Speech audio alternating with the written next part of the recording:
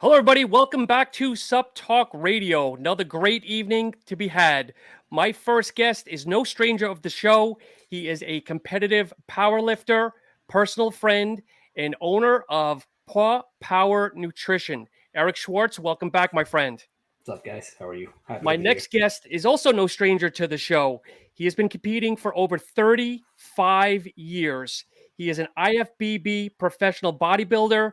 And when most people at that kind of time frame are slowing down, he's just picking up speed, getting better and better. Welcome back, Vinny Galanti. Thank you. Thanks for having me. So, Eric, I'm going to go ahead and kind of throw you under the bus a little bit here to Vinny. Now, Eric, do you remember when I texted you about 2 weeks ago and said, Vinny and I are talking, he wants to do another show, the three of us? Yes. Do you remember what your response was?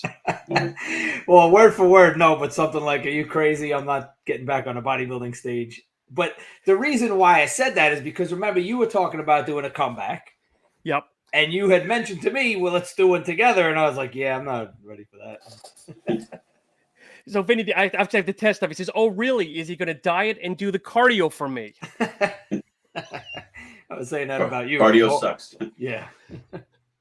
So, but anyway, Vinny, I mean, this is a lot about you here, my friend. When we spoke back in February, you were kind of sounded like you were kind of going to wind it down and hang up the tights. And now all of a sudden, it seems like you've kind of got a second wind here. What's going on, my friend? So what are you talking about? Like a couple of years ago or this year? I can't remember. No, when the three of us spoke in February, maybe I misunderstood the chat, but it sounded like you were kind of winding down a little bit. No, when I started this journey, I never thought I'd be looking back at the 8 Masters wins. I never thought that was going to happen. When I started, I had a chip on my shoulder because, so in 2017, I took dead last at the Masters Baltimore Pro. Yep. I did it again in 18. I took dead last, and I reached out to a few coaches, and all of them said they don't really had any time for me. And one in particular said, you ever think about hanging it up? Your better days are behind you. And that put a chip on my shoulder. And I knew I could do it, but I knew that I needed to be smart about it. And my whole thing was just trying to win the Masters Pittsburgh Pro. And I ended up winning the 50 and the 40 in the same night. Yep. And then, I thought really that was going to be it. I did the Hurricane 2 or 3 weeks after that, and I won that. And then the pandemic hit.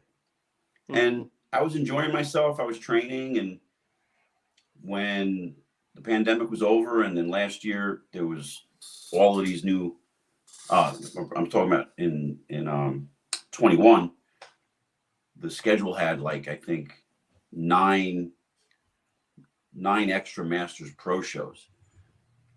And there was rumor that the Masters Olympia was going to come back at the end of the year. Mm-hmm. So I'm like, well, let's give this a whirl. Let me continue. And I think the pandemic for me actually helped me because I quite didn't have all the mass that I had just yet that I lost from the shoulder surgeries that I had a few years back.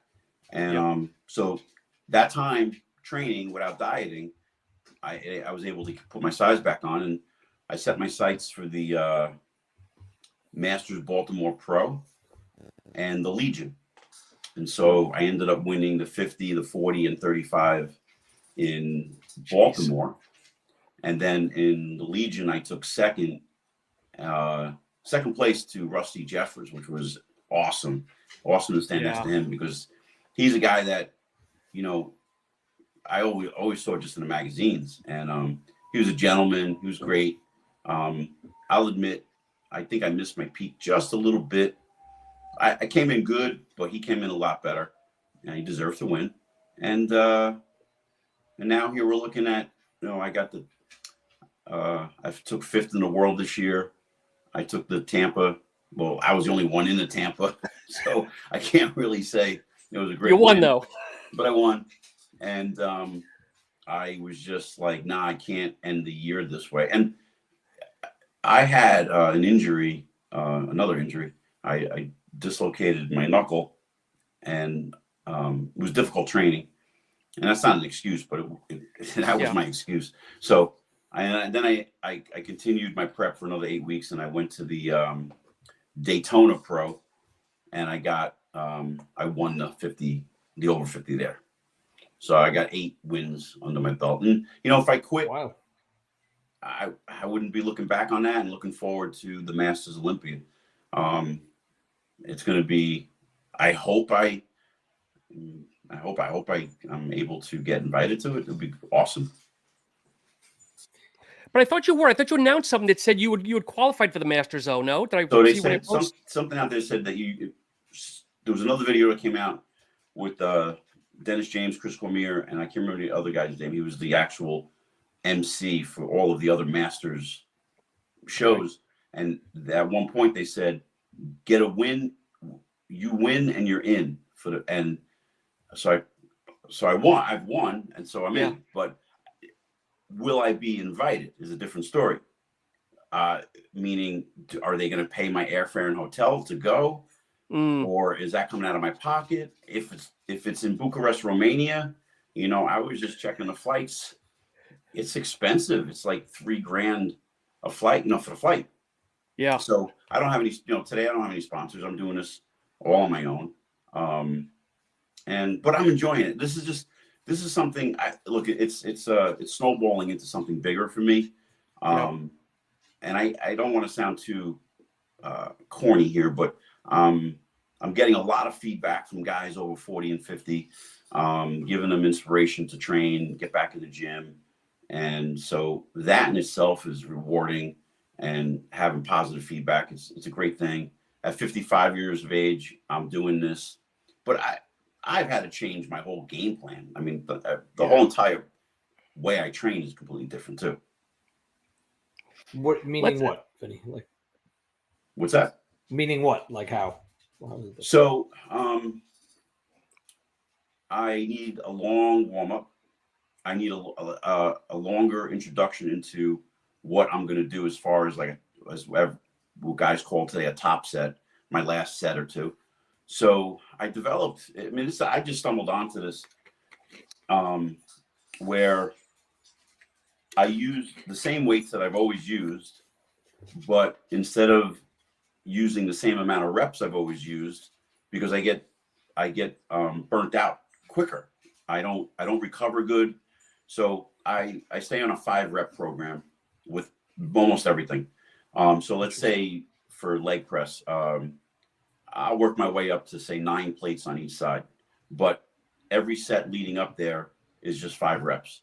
And then when I get to my 8 or 9 plates on each side, it's 20 to 30 reps, really super slow.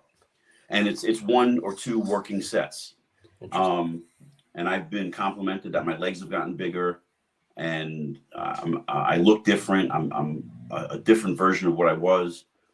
And I think I attribute it to the way I've been training. I'm trying to train a lot of time under tension, and a lot of warming up, a lot of work, with massage therapy and stretching, things I never have to think about before, Vinny, with both your shoulder injuries, do you do a lot more single arm stuff, or are you still kind of doing a lot of compound stuff together?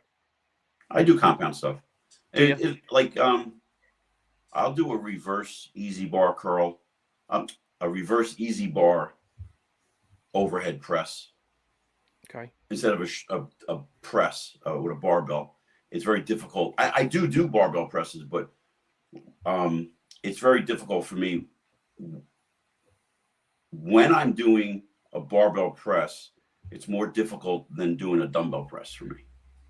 I can get full range of motion with a dumbbell than a barbell. So I don't do as much barbell work, but if I do, it's mostly an underhand grip with the easy curl bar. Okay. And how's your like supplementation changed?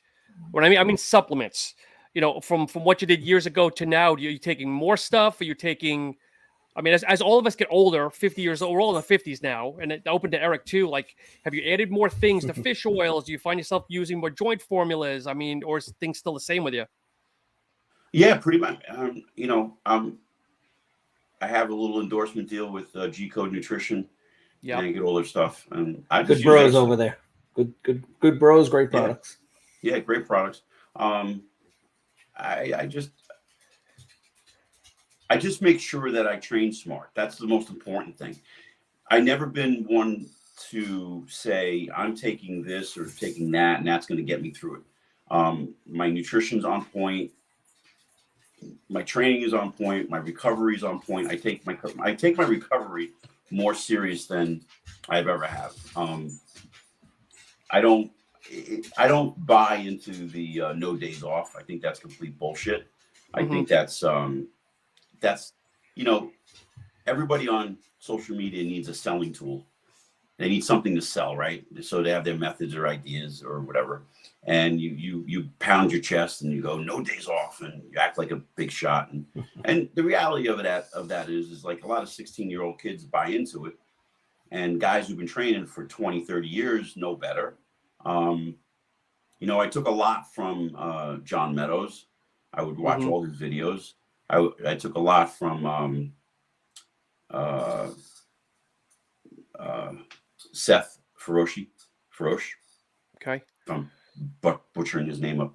And I just take bits and pieces of everybody's stuff, and I develop my own thing, the way it works for me. And I really, honestly, I just have a good positive mindset. I focus on what I can do. I don't focus on what I can't do. Yeah. Now, has your nutrition changed though? You're still eating like the same meals that you did 20 years ago? I do. Well, no, I shouldn't say that. So I've always eaten, as far as protein goes, I'm between 5 and 7 ounces of protein per meal. Anything more than that, it messes up my digestion. If I eat 8, 9, 10, I know guys eat 12 ounces of protein. I could never do that. It messes my gut up. So a good spot for me is about 6 ounces. That's where I fall into that. And I started to work a couple of years ago. A friend of ours, Eric Scott Applebaum, and Scott and I talked, and we went through my nutrition, and he helped me, and he got me pretty ripped when I went into, I think, the 2018 Masters Baltimore Pro. I was pretty ripped, but I placed dead last, and that wasn't against Scott. I don't mean it that way, but it made me become a bodybuilder I never was. Back in the day, I didn't have to think about anything. I just trained for a show, didn't worry about anything. I just did my thing, got in shape. Today, I had to relearn what works for Vinny. And I found something very interesting where my body, when I was working with Scott, we were on very low carbs and a very low carb day. That was a high day. I think it was 100 grams. But I just started playing around after the contest, and I started eating like 400 grams of carbs, but staying on a diet. Yeah. And within 2 weeks, I was big, full, and like it was a different look. I'm like, hey, I'm stumbling onto something. So I developed a program for myself where I do have 2 low carb days, which are 100. I have 4 normal days, we're around 350, and then 1 high carb day of 500. And I rotate that for about 15 weeks. And every Saturday night, I eat what I want. Literally eat what I want. If I want to have ice cream, pizza, I just do it. It's because it's just it doesn't hurt me. And I do very little cardio, probably 20 minutes 3 times a week. And maybe 6 weeks out, it goes up to 30 minutes. That's about it. Wow. Yeah. So maybe years ago I was wasting away. I don't know. Maybe I was doing too much. So Vinny, I don't know if you know an Emmerich I'm not gonna say his name, Emmerich Delzeg. Yeah, I've been talking to Emmerich for. So he just commented. It says he'll cover your flight to Romania. Thank you, Emmerich. Yeah, Emmerich and I have been talking. I've been using his product. Oh man, I'm having I had a long day today. Is it a low carb day for you? No, I said a long day. Yeah, Emmerich and I have been talking for a while. Humanifort. I've been using Humanifort now for a little while, and I got to tell you, it's a game changer.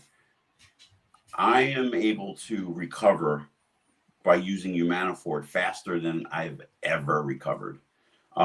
He told me, "Oh, you take it, and by this week, this is going to happen." And it was pretty much clockwork, where I could never train back and then the next day train legs. I'd have to have them real spread out throughout the week. Today, I can train back. I'm sore, but I have so much energy. The next day I train legs like it's nothing, and I'm pounding my legs and not need a day off. I'm finding myself getting better sleep, better recovery, all the while right now, and I'm on TRT right now. So I'm not even on anything that's gonna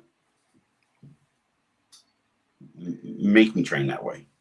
So is it like a post recovery? Like after you work out, pop a couple of pills? I don't know if it's pills or if it's powder or whatever it is. It's capsules. I take 4 a day.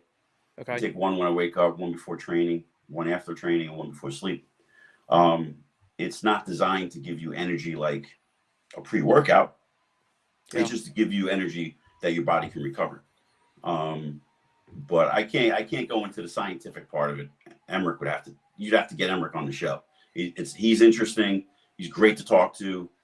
And you think you know it all. You know, I've been doing this for 39 years. And now I'm talking to Emmerich, and he's like opening up a whole nother world of bodybuilding to me that I didn't even really know existed. And it's been such a privilege to get to know this guy. It's been a great thing. And Sean, Vinny introduced me to him, and me and Emmerich had a little discussion, and there's some interesting science about Humanifort and dogs. And interesting. We're looking at, maybe potentially putting it in a future formula, if it makes sense. Cool. So Eric, let's talk a little bit about you here. I don't want to leave you in the dust because it's okay. Vinny's the man. I know, but you're the man too in my mind. What's the latest and greatest with Paw Power? I have to say, other brands, whether they're opening a brand, supplements or whatever, they need to follow you, because every weekend you're out hustling with your wife, events, fairs, whatever. And obviously I'm seeing the fruits of your labor, because I'm seeing, Shop X is now carrying some of the brand, Shop Y, kudos to you, brother, because you're hustling out there on the weekends when you're working a full-time job during the week. Yeah, both me and my wife are working full-time to make this work. We don't have any investors. We don't have any funding. So we have to hustle to make it happen. You know what I mean? I wish we had this big marketing budget, but we don't. But it's something that we love to do, so we don't mind it at all. So I'll preface this by saying we're not doing gangbusters, but we are doing well, and every month has been better than the previous month. So we're not killing it yet, but every single month has been better. October is our best month yet, and the beginning of November is really good. So there's promising stuff. We know one thing. We've been in business a little over a year, and there was some doubts. You always have doubts when you start a business or a brand. But I said to Christine, my wife, I said, let's try it for 6 months, and we'll know if we have what we call proof of concept. Do people want to buy it? Will we get repeat buyers? And we now know a year and a half in, we have very good proof of concept. People really like the products. They really like the brand. We have a good return rate of customers. We have people that subscribe and buy it every month. Here's one of our stars. Ambassadors. Yeah. We have what's really cool is we have a really high conversion rate on our website. So the product sells really well when people see it. So what we need as a brand is more exposure. We just need more people to see it, and I have no doubt it's going to take off. We're working on a line of standalone supplements aside from the peanut butter. That's probably going to take a little longer to launch, because I'm being, as you know, in the human supplement industry, I'm super picky about the manufacturing process, about the ingredients. I don't want to use somebody that's going to cut corners. And a lot of that goes on in the pet space as well. So, yep. No, kudos to you. So, Vinny, let's talk a little bit. Somebody did ask. We talked about it offline. The Master Zoe here. Right. Okay.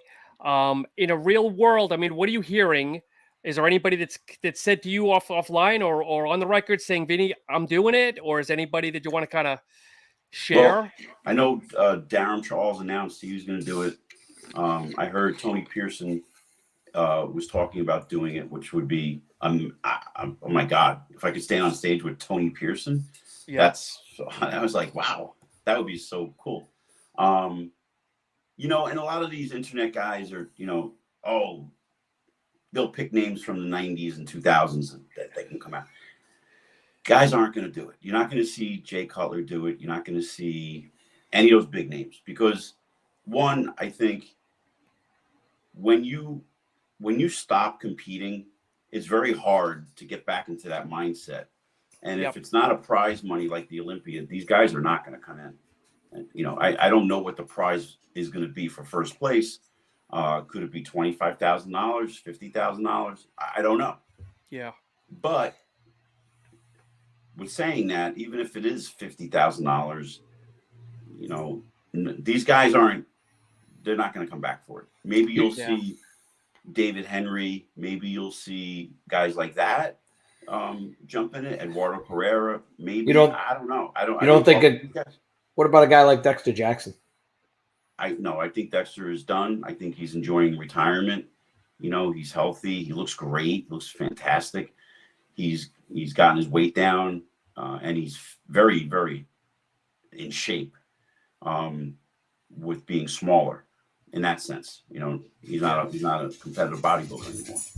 So, you know, I think it's going to be I think it will turn out to be a very good show, but let's shed some light on the guys who are actually competing in the Masters, because there's a lot of us. We're competing and we're doing really well. And I mean, not many guys are talking about us. And that I take that a little personal. So, you know, I mean, like, we're not over here, like, you know, taking this as a joke. A lot of us, like for myself, doing these shows, it's coming out of my pocket. For instance, like the mindset. So a guy I train with, I had a guy I train where I train. One of the guys is a personal trainer, really great guy, and we're always talking about becoming, you know, like an influencer or anything like that. And he'll say, you got to go to this company and get sponsored by them. And I say, those days are over for me. I'm not looking for that because one, it's not there. You're not getting big contracts. I was very fortunate to be with Universal Nutrition for 18 years, and I got a good paycheck every month. I got a great paycheck, but that's not there today. And this is more of a personal thing for me to compete. I'm looking for titles. I'm looking to make people's lives miserable when they know I'm there. When they know Vinny Galanti's in a show, I want them to be nervous because I'm bringing my A game. Yeah. And I don't find it. I find it insulting that none of us as Masters guys are being talked about for the Masters Olympias. So I take that. I got a little chip on my shoulder. So listen, I know what I'm good at and what I'm not good at, and I know how good I am and how good I'm not. So I know that I've never been to the Olympia because I'm not that kind of competitor. I'm not that top level guy. I know that. Yeah. I focus more in my career with business and traveling and getting into magazines. I got on magazine covers, and I was doing all of that for 20 years before I ever turned pro. And now that I'm a pro, I just want to walk away with some titles, check the boxes and say, hey man, I was in the Masters Olympias. It's going to be so cool. I want to be taken serious because I'm very serious about this. Yeah. You know, wherever it is, I'll get there. I'll compete. I'll have fun. If I can crack the top 10 in the Masters Olympia, I'll be a happy camper. I think it's super inspirational what you're doing, Vin, especially as a guy who's getting older myself. It gives you motivation that you can continue to do this stuff. So I think the biggest thing, honestly, is all about, you know, having a great off season. And when I was saying before about no off season or no days off, I do take it very seriously in the off season, but I also take it very seriously. And like, for instance, yesterday I walked into the gym, was going to do arms, and this is really happened. I picked up a 30-pound easy curl bar just to warm up. 4th rep, I racked it, and I walked out of the gym because I knew I wasn't awake. I would have probably have needed a pre-workout, but it was late in the day. It was closer to 5 o'clock. And if I took a pre-workout, I would never have went to sleep last night. And then I would have been, the pattern of not sleeping and being tired would have become worse. So I had to make that, judgment call. You know what? Today's not the day to work out. It would have been a crappy workout. It would have made me more tired. So I went home, and today was my day off anyway. And I was going to train today. I'm like, no, this is silly. I think I'm going to listen to my body. I'm a little tired today. But more mentally tired. I think that, I've been working a lot, training clients, talking all day long, different personalities with people I train. And, I got some really great clients. And that takes a toll on you. So you have to balance life now more than I've ever had to. Yep. So Eric, a couple of questions for you on the deadlifting side, or should say on the competition side. So someone had asked, what is sumo? I see you see these a lot on all the TikToks and stuff. Is sumo deadlifting cheating? I know you've addressed this, and I always get a kick out of seeing these all over. Yeah, it's funny. And I've joked around about it a lot too with people and calling it cheating. It's not cheating. A lot of people think that because when you watch a sumo deadlift, it looks like they're not moving the bar that far, right? They're moving it less distance, which is true, right? That does not necessarily make it easier. For example, I cannot sumo anywhere near what I could conventional. We're all built kind of differently. Some people are built better for a sumo deadlift, but no, it can't be cheating if it's within the rules of powerlifting, right? So that's my definition of cheating. If it's within the rules, it's not cheating. Okay. And someone else had asked, so what were your best numbers back in the day, or currently, I guess? Yeah, best numbers. I haven't competed in about 2 years now, but my best numbers was a 525 squat, a 355 bench, and a 575 deadlift. I missed 600 deadlift in that competition. I got the 575 pretty easy, and then I missed the 600. And then I tried it like 10 days after the competition, and I got it in the gym, but that does not count. So any thoughts of you doing another competition? Not bodybuilding, I know we've discussed that, but another powerlifting event of some sort. Yeah, I will sometime down the road. I still train all the time. I don't miss. I train all the time. I love it. But me, I'm kind of like somebody who's like all in and uses a lot of my psychological, mental resources towards something like that. Yep. And right now I'm just so focused on, building up Poor Power, and building a business and putting all my like resources towards that, working a full-time job. As you know, I or for the people who are watching that might not know, I'm still involved in the supplement industry. I've been helping out Apollon Nutrition. Yep. So I'm very, very busy, and just a lot of my mental capacity is going elsewhere right now. But I do want to compete again in powerlifting at some point. My focus now is to get leaner and healthier, and as we get older, thinking about quality of life and all that stuff. Yep. So Vinny, question for you. So somebody wrote, you're an excellent poser. Who were or are your favorite posers? Okay. Muhammad Makawe, Bob Parrish. Wow. Okay. Lila Brada. Today, Terrence Griffin. Love that guy. He's great. I love how artistic he is. And it's frustrating to me today, actually posing, because of I got 9 anchors in this shoulder and 5 in this shoulder, and there are poses I cannot do anymore. Yeah. And it frustrates me because I feel like I'm not giving my all in certain poses. Like I can't do a posing routine like I used to. So that's a little frustrating. So I have to be almost more like straight on robot, like not more like I'm very fluid from pose to pose, but I can't be artsy anymore. I can't do that because I can't get my hand up, my hand back. I can't do quarter turn shot, like a 3/4 shot for the back. I can't twist anymore. Yep. But yeah, I would say Muhammad Makawe from back in the day, which I'm really surprised that. And I'm Frank Zane. You know, I guess because Frank Zane won the Mr. Olympia, everyone compares like what the classic physique looks like. But all these guys today, there's a handful of men who were beyond classic, like Bob Harris and Muhammad Makawi, and they were beautiful posers. And the guys today don't even talk about them. Sean, Yes. just an FYI, this guy right here never won a bodybuilding show, but I won two Best Poser Awards back in 1991. Did we meet in 91? Yes. So At the Richmond County class? Yeah. So Vinny competed at a competition I competed at in Staten Island. And I only did this bodybuilding show because Lee Haney was going to be the guest poser. And I love this story. Lee was my favorite, still is my favorite, and I wanted to meet him. So I was like, yeah, I know if I compete and he's the guest poser, I'm guaranteed to meet him backstage. So I was like, let me do the show. And I'm backstage, and I swear, I remember Vinny asking people how he looked. He's posing backstage, and I thought he was a guest poser because that's how far ahead he was of like everybody else at that local level. So it was pretty cool.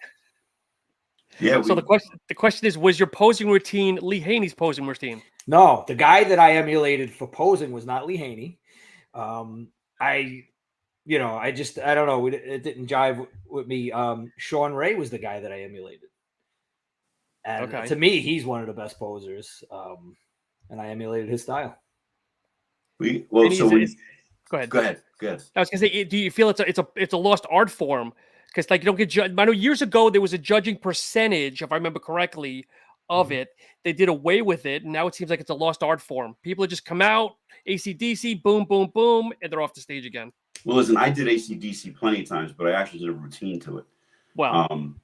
So that's not an excuse. The problem today is that, so when I was competing on a local level, we had 90 seconds, and we never thought of it back then. 90 seconds. It was a perfect amount of time. It was a perfect amount of time, as like Eric is saying about how Sean Ray posed. You know, you can walk out a little like with an attitude, a swag. You could walk out to your song. You can set up, do a little spin, get into some really good poses. But today, you're lucky if you get 60 seconds, and you're not going to see guys go out of there are guys that do good routines. I'm not going to say they don't, but it's watered down because so many competitors are only having 60 seconds. They're not giving it their all. And a lot of competitors today, they're doing it for different reasons than what Eric and I did it for. We love the sport. Guys today are just doing it. Not all guys, but a lot of guys today are doing it because of social media, to be a part of the culture, when they don't even know the history of the sport. They don't even know what happened 10 years ago. So, Chris Bumstead didn't invent bodybuilding, and that's what they think, and which is great. Chris Bumstead's amazing. I'm not bashing him, and he's a great poser too, and he's got a great physique. But there was life before that, and it goes back many, many years. But it's just the art form of posing is gone. And I just think that everybody's too more focused on just putting up a freaking tripod in the gym and getting exposure that way, really, to be honest with you. Do you think if someone stepped on stage and did something classical or whatnot, do you think they would be indirectly awarded, maybe given a little bit more, something different, a couple extra points on the sheet, or do you think it would even make a difference? No, Paul, because it all boils down to the person's conditioning, balance, symmetry. It all boils into play. Because you have a great posing routine means really nothing in the end. And I think that's why a lot of guys start to catch on and say, well, we're not getting judged for this, so why even put together a routine? Yeah. Okay. A lot of guys think that way. And a lot of guys, there are some guys. There's a guy in my gym, this guy Mike. He's practicing posing all the time. My hat's off to him. The guy really takes it serious, and that's the way it should be. But you don't see a Sean Ray posing today. Because like back in the day, you had from Kevin Levrone to Dorian to Sean Ray, 3 different types of posing routines, and all were actually good posers in their own right. Dorian was more robotic. Sean was more artistic. Kevin was artistic and powerful. And they were great to watch. You wanted to watch them. Yeah. I don't find it interesting to see a guy running back and forth, doing this, and then doing the most muscular. That's not posing. That's just saying I didn't really give my prep that much. I don't really give a shit that much. And I feel, I mean, these guys are professionals, right? And you should present yourself as a professional. And you have people that are in the audience paying money. You should put on a good, entertaining routine for them. You should take pride in that. Yeah, I stumbled across the other day Melvin Anthony, who I've forgotten about, that seemed very, very graceful. He was another one, too, that kind of gets overlooked, just kind of disappeared into the limelight. Yeah, he retired. Yeah. But he was an amazing poser, too. Even to guys like King Kamali, who posed well, but yet did his robotic part. He had a routine with like a robot. And Vince Taylor was like that. I mean,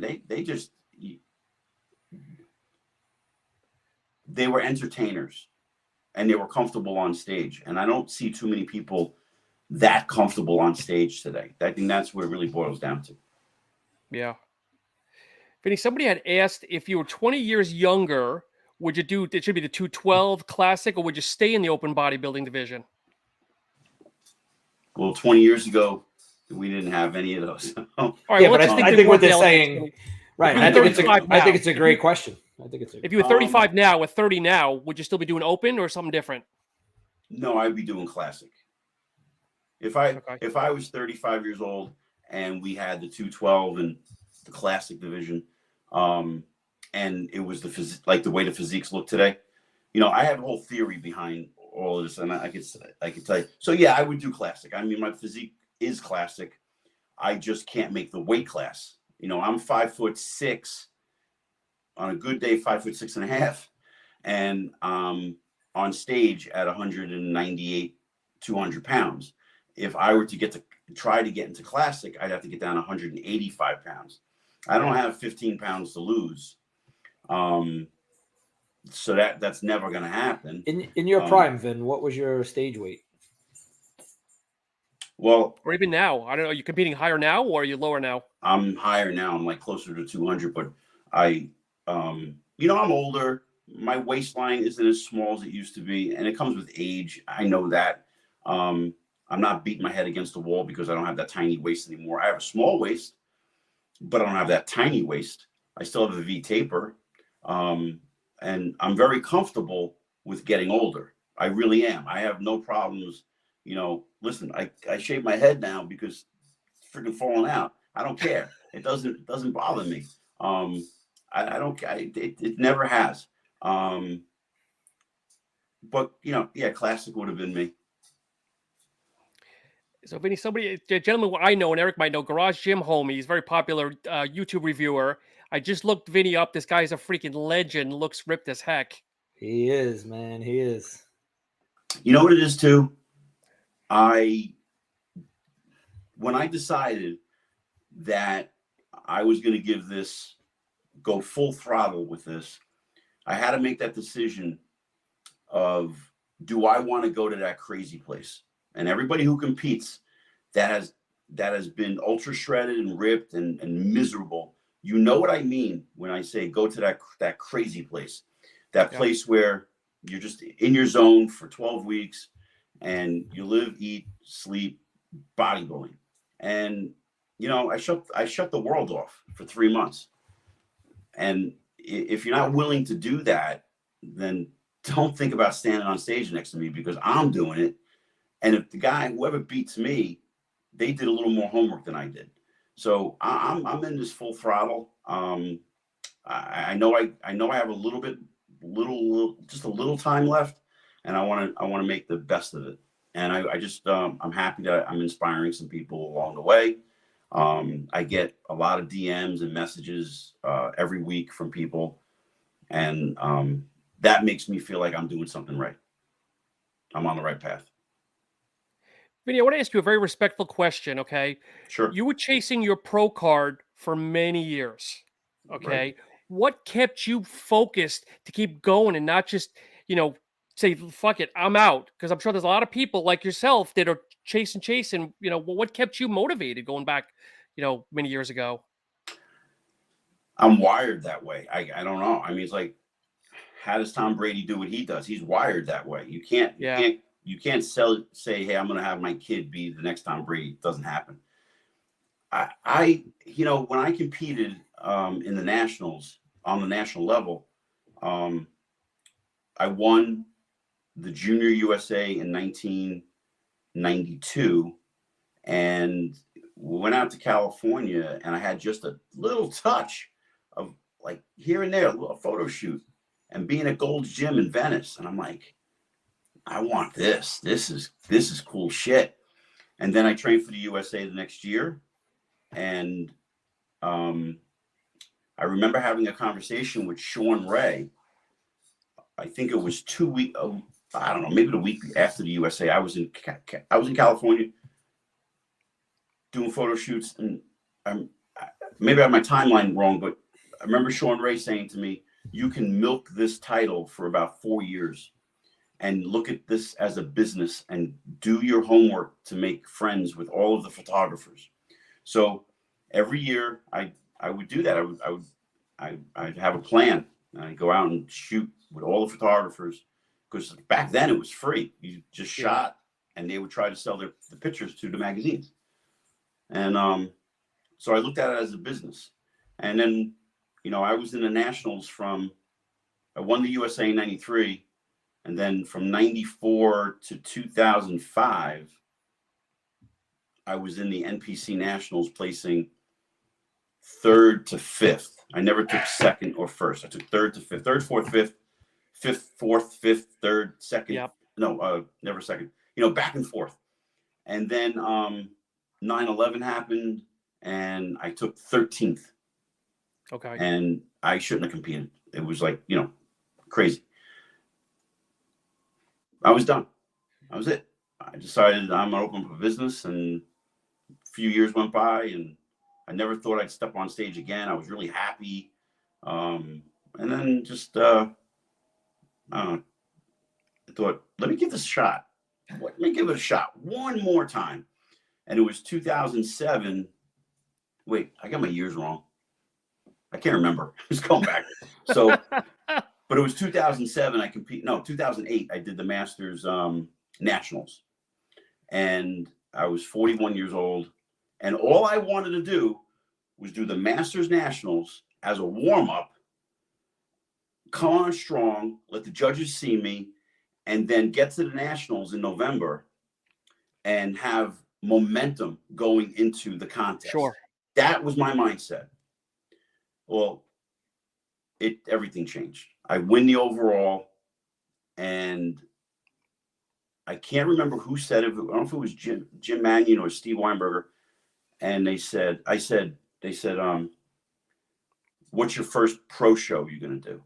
And I'm like, what are you talking about? I'm doing the Nationals in November. I'm like, no, you're an IFBB pro now. I'm like, no. I'm going to the Nationals in November. And it wasn't clicking. It just didn't click. And I will be very transparent here. I'll tell you, I actually suffered a little depression because I did not like that I won the Masters Nationals to obtain my pro card. I wanted to win the Nationals or the USA and nothing more. I didn't want to go to the North American. I wanted the USA, mostly the Nationals. And I thought, and this is crazy thinking, and I know it's not true. Now I know it's not true. But I thought the competitors I competed with were going to look at me and go, he sucks. He only won the Masters Nationals. That's how he got his pro card. Yeah. And I think that held me back. My mind was all messed up for a couple of years thinking that way. And and I was burnt out too when I got my pro card. So once I knew I had it, it was like, you climb that mountain, and now I was exhausted, and I didn't know any other mountain to climb. And I didn't give 100% to any of the actual pro shows that I did, because I think I was holding this thing over my head. Like, do these guys like me? I mean, do I belong here? Am I really a pro? Yeah. And I lived with that for a couple of years, many years. And then I got out of the sport, tore my shoulders, did some powerlifting, and then I got back into it. And now I accept, like, I'm really okay with everything right now. I'm so grateful that I'm able to compete. I'm grateful that I'm able to put my body back together. And it's a blessing that I can win, you know, because you can go into a show looking your best ever and get clobbered. So, but winning is cool. Did you wind up doing that nationals though after you got your card? No, you can't. No. Oh no, I guess that's right. You don't have to. That's right, because now you have your pro card regardless. Good point, Eric. Well, I know I could have gave back my pro card. Oh right, you can turn down a pro card. Which I could have turned it down. Yeah, but you know, and I wish I had some, because there's nobody, you know, helping anybody. Like, say, hey, you just did this. Now you know you do this next. And I didn't have that. I didn't have that corner to go to and say, hey, what's my next move? Because looking back, I would have done the Tampa Pro, which was 202 at the time. It was the 202 division. They didn't have and then I think they went to the 210, then 212. But I would have done the 202 Tampa like 2 weeks later or a week later, whatever it was. But I didn't know anything about the pro shows. I didn't know when they were. And I that's one little thing I wish I could turn back and do like some pro shows back in 2008. I think I would have done okay. So, Ben, if you decide to do the Masters O next year in the fall, I mean, I'm doing the Masters O. Okay, are you going to do a tune-up show closer to that, or are you going to do a show during the year to kind of just get yourself back in the headspace, or what are you thinking, or have you thought that far yet? No, I have thought about it. First, and the one thing that I'm focusing on right now, I'm 6 weeks post contest. I'm relaxing right now. My training is winding down a little bit. I'm eating a little bit. I need to give my mind a rest. I need to give my body a rest. I'm probably gonna start taking a little more days off between now and January 1st, just to recover and come in and be a little more fresh. I think that if there are any Masters Pro shows within a week or a 2 week, close, maybe I will hit them. But my whole thing is going to be right now the Masters World September 3rd, and then the Masters Olympia, depending if it's in August or October. Yeah. So I'm basing everything on Sunday, September 3rd for the Masters World. But if the Masters Olympia is in August and there's a show right before it, maybe, I don't know yet. I don't know. But right now, all we know is when the Masters World is. Yep. That's it. And then the Masters Olympia should be hopefully announced soon. Hopefully before the year is over. So, Eric, if it's in the States, road trip, you and I, we'll see if we can go along. For sure, I would. So, guys, all the talk about Olympia here. Do you want to lay down some predictions here for the upcoming Olympia next I guess, 4 weeks out, I guess. Do we want to kind of go around and play armchair quarterback and maybe drop the top 2 through 5? Because I think we're all in agreement that Rami's probably going to take it again unless he falls off a cliff.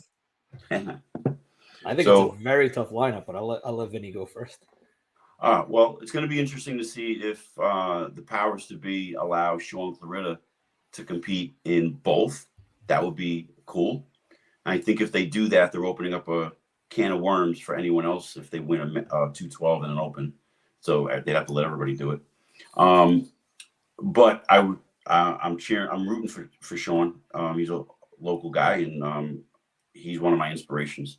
So I would say I got these guys written down here. My top 5, not to say who's going to win: Rami, Brandon Curry, Hunter Labrada, and probably Hottie. Top 4. top 3. And that's as far as I'm going to go. And dark horse, I know you said off air, but who's going to surprise us all, regardless of placing? Who's going to like surprise everybody? I think Hunter Labrada. I think Hunter Labrada is going to just show up looking crazy. Okay. Eric, go ahead.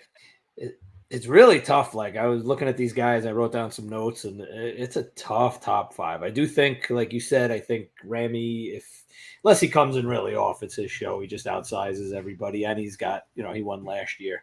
Probably would agree that Curry most likely is going to be second. I have a couple of dark horses. It's hard to put numbers on these guys, but I think these 2 guys are going to crack the top 5 and put some hurting on some people. One is Andrew Jacked. That guy really came on the scene and kind of like shocked everybody. Who's that? This guy, Andrew Jacked. If you haven't seen him, look him up. Yeah, he's a black gentleman. He's got, when he does his double bicep, his abs, everything, it's ridiculous. He looks crazy freaky. Jacked. I think it's Jackced. I think that's his nickname, though. I don't think that's his real name, obviously, but right. And he's a big boy, though. He's like, I don't know, I think a hair under 6 at high 2s, I think.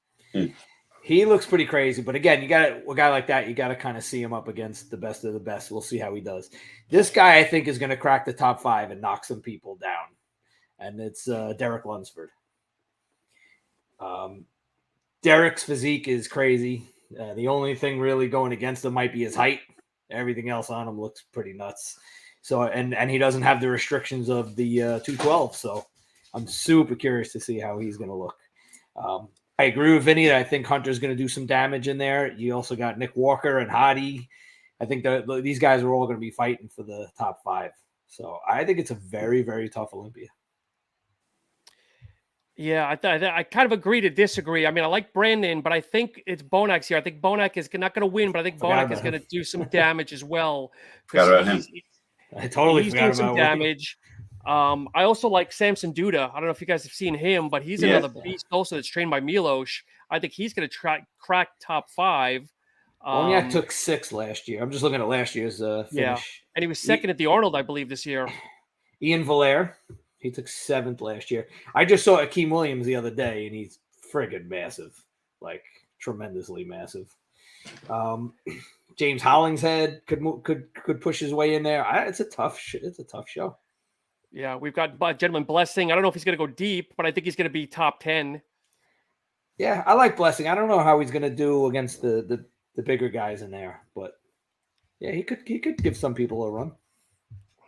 Vinny, what's your thoughts on now looking at like some of the lineup here? We've got some really like big individuals, like people over 6 foot that are going to crack the 300. I mean, is it healthy or what? Like this Crezo, I forget what his first name is. Somebody Crezo that just won his pro card. He's like 6'2" with like 315 or so. Well, I mean, you're always going to get, different height, guys with different height. We've always had that. Is it healthy, unhealthy? I mean, bodybuilding's not healthy. It's not healthy. It's not healthy. And being 300 pounds for these guys, I think, is the bigger issue. Is all that weight causes a lot of issues for these guys. Yeah, I mean, we've seen some horrific stories over the last couple of years, and even back in the day, guys, have passed away from like Greg Kovacs going back many years ago. Oh God, yeah. Yeah, so I mean, God rest his soul. I mean, it wasn't healthy for him. But these guys don't seem unhealthy to me. When I see them, they're not panting. They don't need a towel to wipe their head. They look okay. But I don't know. I don't know. I wish everyone the best. I hope they have longevity like I've had, and they have a healthy career. Who knows? I might drop dead tomorrow. Who knows? Right? We don't know. God forbid. But my point is like you just don't know, and you just can't judge a book by the cover because the guy's 6'3" and he's 300 pounds. But who knows? Look, it's an extreme sport, and anytime there's any kind of extreme sport, that's going to take a toll on people. Yeah. The thing that's brought up a few times is nobody seems to have the skeleton face anymore. because back in the day, that was almost like the telltale. Like Dexter was the only one that still has it, where you really see, he's lean because you almost see his cheekbones, and nobody seems to have that anymore. I mean, Vinny, you're lean in the face, and I'm not just saying that because we're friends here and you're on my podcast, but you're very lean. But a lot of people still have those. You'd never guess they're dieting because their faces are still full and round. Yeah, I don't know. I don't know why. I don't know why it's different today. I don't know why. Body hasn't changed in thousands of years, right? So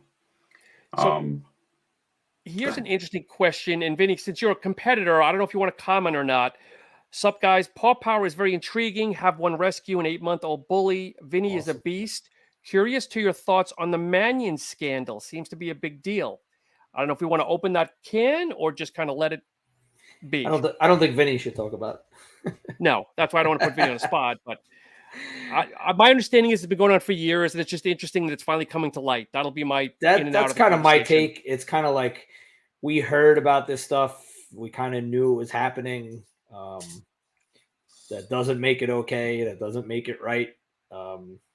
It's wrong on many levels. But to hear more of the details and then finally being a light shed on it, it's not good. It's not good for the sport. Yeah. So we'll just leave it at that. We don't want to get anybody in trouble here. Eric, we talked about Killer Sally. And I know, Vinny, you brought up too that you kind of known them from maybe you were on the West Coast training at Gold's Gym or maybe?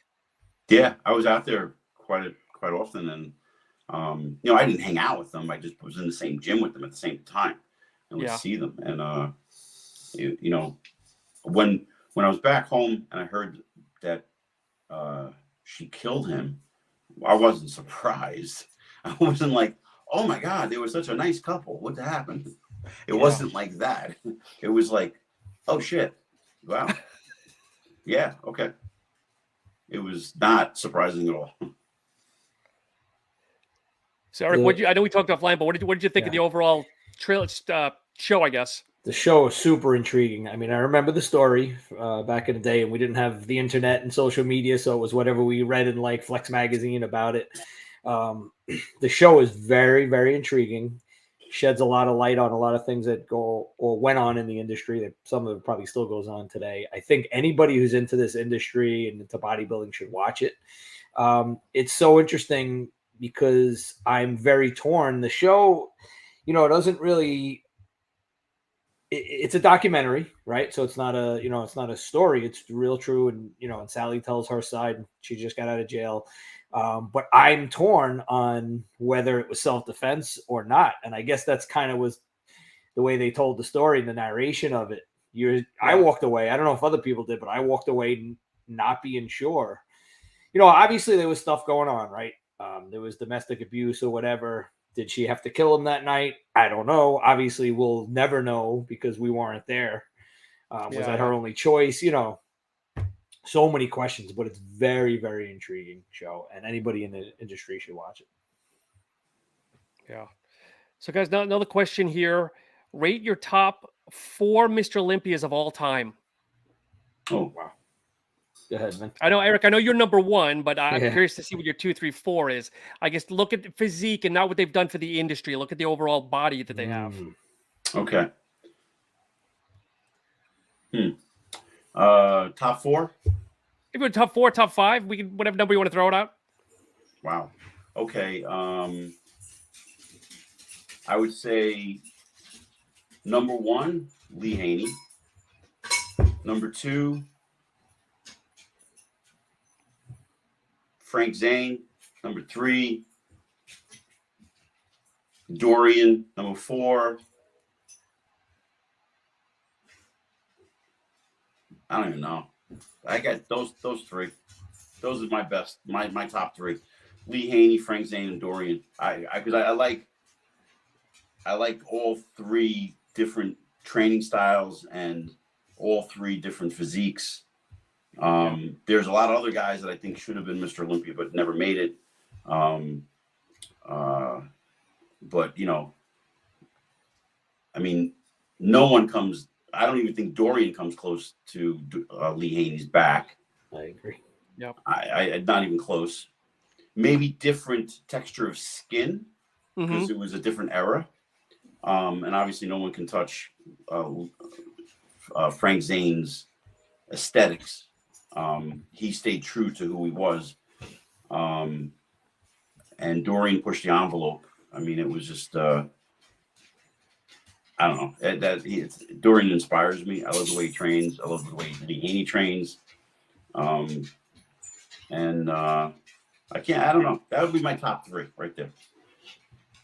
I know you're one, Eric, but go ahead. Yeah, I mean, Haney's clear one for me.